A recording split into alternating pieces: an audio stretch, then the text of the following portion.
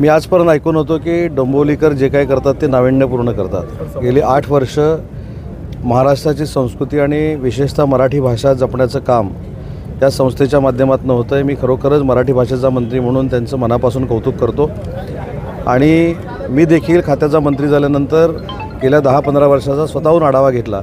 त्याच्यामध्ये असा कार्यक्रम कुठं होतो आहे हे मला बघायला मिळालं नाही आणि म्हणून मला या सगळ्या संयोजकांना खरं तर मनापासून धन्यवाद दिले पाहिजेत।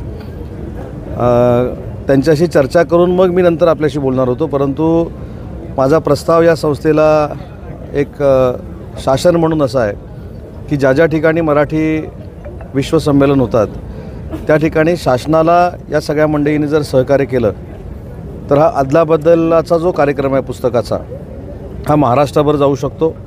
महाराष्ट्रभर या संस्कृतीला फार मोठी ताकद मिळू शकते आणि म्हणून संस्थेला मी विनंती करणार आहे की त्याची मुहूर्तमेढ या विश्व मराठी संमेलनापासून जर पुण्यामध्ये त्यांनी रोवली तर या सगळ्या संस्कृतीचा फायदा हा महाराष्ट्रातल्या मराठी माणसाला होईल, मराठी विद्यार्थ्यांना होईल, महाराष्ट्रातल्या जनतेला होईल।